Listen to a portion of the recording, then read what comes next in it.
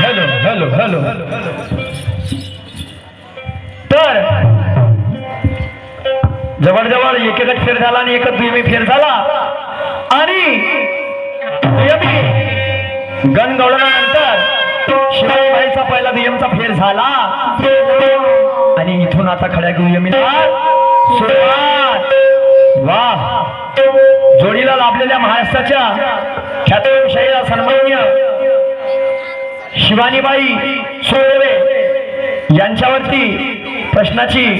यांनी मला प्रश्नाची मांडणी केली होती की म्हणे विराटेश्वर नावाचं मंदिर होतं, तिथं एक झाड होतं, त्या झाडाला फुल येत होतं आणि त्या फुलाचं नाव काय, त्या झाडाचं नाव काय, त्या मंदिराची उंची किती. मी आपल्या बुद्धिमत्तेप्रमाणे दिलं आणि बोलता बोलता मी म्हटलं होतं हो की जर माझं उत्तर चुकीचे असेल तर म्हणलं तुम्ही आपल्या प्रश्नाचं समाधान स्वतः करा, तुमची जीत होईल माझी हार होईल म्हटलं होतं. बाई म्हणते नाही जमलं. बरं ठीक आहे, नाही जमलं तर मग तुला जमून द्यायला पाहिजे होतं ना. नाही ना, तुला जमून नव्हतं द्यायला पाहिजे का. मग हिनं बाईनं जर जसं मागच्या वर्षी आलं म्हणते दुसरं वर्ष वय आणि पहिल्याच वर्षी म्हणजे मला सांगायची एखाद्या विहिरी म्हणून जर बाटली पाणी काढलं काय कमी होते का. नाही होत, पण असं आम्हाला नाही द्यायचं आहे तर म्हणते गोंगडाचं फुलवे म्हणते, गोंगडाचं फुलवे. बाकीचं उत्तर तू वाचून घेजो म्हणते. मग बाकीचं काय तर मी कायले वाचू. हे शिवानीबाई, मी कशाले वाचू. मी प्रश्न विचारला होता, एवढा सुंदर प्रश्न विचारला की म्हटलं देवानं अनेक ऋषीला मारलं, अनेक ऋषीला म्हटलं श्राप दिला, पण एका ऋषीनं म्हटलं देवाले मारलं, देवाले श्राप दिला. म्हटलं नाही, ऋषीने म्हटलं देवाले मारलं आणि मारल्यानंतर त्या देवाने ऋषीने श्राप दिला. म्हटलं तर बाई सांगते उत्तर शुक्राचार्य देव होय म्हणते आणि कृतू ऋषी होय म्हणते आणि त्याची पत्नी शाबाश ठाकपिता होय म्हणते. वा वा वा वा, नाव सोनाबाई न हाती कतलाचा वाळा आणि आज सुवर्धऱ्यामध्ये या दुय्यम खाला आणि मी विचारतो बेचार तू सांगते म्हणजे 6चा फाळा. वा रे शिवाजीबाई, शुक्राचार्य देव होय का. कोण होय शुक्राचार्य. द्रोणाचार्य शुक्राचार्य कोण होय. एवढी संकल्पना नाही का. वा रे बाई, आणि तू लावते कायच्या काय. ऐक, मी माझ्या प्रश्नाचं समाधान स्वतः करतो. भृगुमरीची नावाचा ऋषी होता. रजतम सत्वाची परीक्षा घ्यायला ब्रह्मा विष्णू महेश पाशी जात होता. ऐकून घे भाई, शंकरजी त्या परीक्षेमध्ये पास झाला, ब्रह्माजी त्या परीक्षेमध्ये पास झाला. कोणती परीक्षा. रजतम आणि सत्व याची परीक्षा घ्यायला भृगुमरीची. जेव्हा तो विष्णू देवापाशी गेला भृगुमरीची, तेव्हा विष्णुदेव हा लक्ष्मीच्या मोहामध्ये होता. त्यांची लक्ष होती नाही. भृगुमरीची दरबारात गेला, आवाज देऊ लागला म्हणे देवा कोणी आहे का. तर विष्णुदेव बोलायला खाली नव्हता. उत्तर दिलं नाही. जसं उत्तर दिलं नाही भृगुमरीची ना त्या विष्णुदेवाच्या छातीवरती लाथ मारली आणि छातीवर जशी लाथ मारली तसा विष्णुदेवाने श्राप दिला का म्हणे त्या एका महिन्यामध्ये आता मृत्यू होईल म्हणे. तसा भृगुमरीची घाबरला आणि तो वनवन फिरायला लागला. तो गेला कोणाच्या. ब्रह्मदेवाच्या दरबारामध्ये आणि तिथं होती मा सरस्वती. तर त्या मा सरस्वतीनं त्या भृगुमरीचा श्राप तोडला. हे माझ्या प्रश्नाचं उत्तर होतं बाई. आणि तू का सांगते बाई शिवानी नाही जमलं आणि म्हणून माझं तुला काय म्हणणं आहे.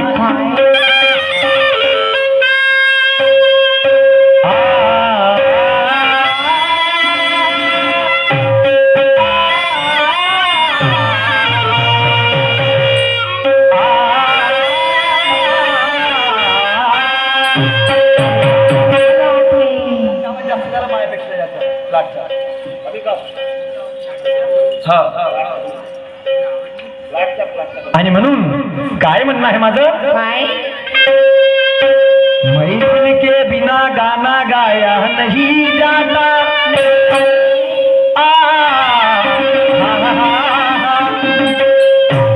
महफिल के बिना गाना गाया नहीं जाता.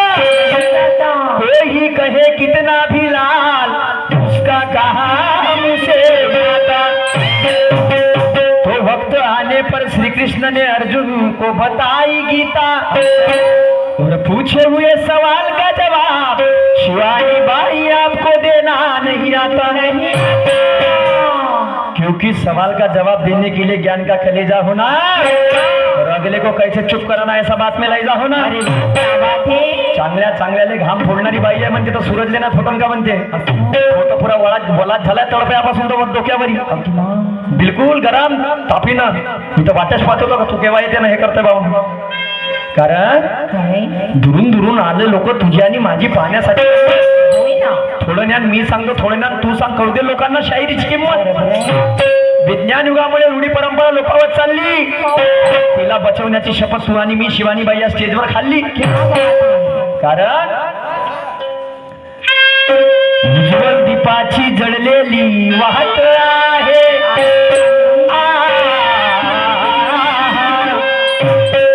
उज्ज्वल दीपाची जळलेली वाहत आहे, तुझा आणि माझ्या सामना या सुवर्धरा गावात आहे. उज्ज्वल दीपाची जळलेली वाहत आहे आणि माझ्या सामन्या सुवर्धरा गावात आहे. सामन्याला नक्की मजा येईल, कारण आता हे उशिरा सुरुवात आहे, उशिरा सुरुवात आहे, उशिरा सुरुवात आहे. आणि म्हणून आता माझं गाणं काय म्हणते, दाखवा शाहिरीचं पाणी नाही का बाईचे शब्द आहे गाण्याचे. तर माझे सुद्धा दिखाएंगे दम म्हणते शाहिरी का पाणी. आणि म्हणून माझं सुद्धा गाणं बाई लक्ष असू द्या काय म्हणणं आहे तर काय. पड़ा जीना तेरे बिन मेरी जान, पड़ा जीना तेरे बिन मेरी जान, तुझे जीवन से कह दूंगी भैया, पड़ा जीना तेरे बिन मेरी जान, तुझे जीवन से कह दूंगी ना भैया.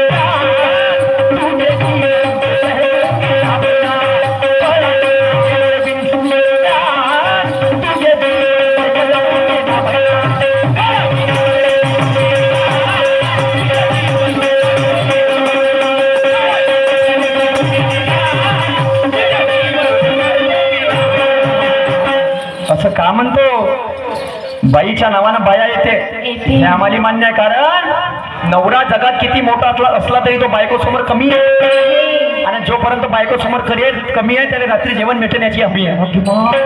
कारण त्याला माहित आहे का अर्ध्या आयुष्यामध्ये आता कुठची पटणार आहे, आणि लग्नाच्या वेळेसच माहित होतं की आयुष्यभर दुर्घटना घडणार आहे. मी शाहीर आहो, मजाक माझं काम होतं, मजाकीचा भाग होता. पण बायको जरी किती क्रोधात असली तर जाऊ द्या म्हणते 2 मिनिटाचा राग होता. पण केव्हा होता 2 मिनिटाचा राग, त्याची काय फॉर्म्युले.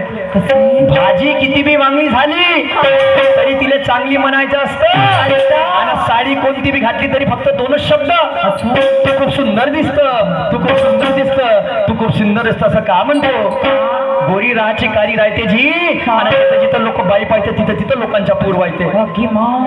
आता मला सुवर्धऱ्यावरून आम्हाला फोन आला, म्हणे शाहीर साहेब तुमची गंमत ठरवायची आहे. म्हणलं ठरवा ना जी. बाई पाहिजे म्हणे. काऊन जी म्हणलं, माणूस नाही नाही बाई पाहिजे म्हणे, आम्हाला बाईशिवाय मजा नाहीत म्हणे. बरं ठीक आहे ठरवायची म्हणे. तर शिवानीला जमवा म्हणे, लावा म्हणे नंबर, कारण की आली आहे म्हणे आमच्या गावातली. बरं बापा म्हणलं ठीक आहे. बायाच्या नावानं लोक येते म्हणे. बरोबर बरोबर आहे म्हणलं, प्रख्यात आहे बाई. मग खोटं आहे का माझं नाही. गोरी काय जायचे जिथे जिथे लोक बाई पाहिजे तिथे लोकांना पुरवायचे. एवढ्या पॅन्ट शर्ट घालते म्हणे टाकते. एवढ्या पॅन्ट शर्ट घालून तर मला दूर टाकते, त्या पोराने एवढ्या साडी घालून तर सांग बापू म्हणते तुला का लागते. जेव्हा स्टेजवर हा नृत्य कलाकार दिसते मागचे शेंबड फक्त समोरून बसते आणि हातावर हात ठेवून म्हणते बाबाजी नाचा चांगला दिसते. एक नंबर. तर ते झाडे जायचे झाडाचे पानं पडले आहे का नाही, ते झाडं समोर समोर सरकत येते स्टेज पर्यंत. अरे बापा कसा चालू आहे का हंगामा म्हणते आवाला. पण या पंच कमिटीचे आभार मानतो का याने खडी गंमत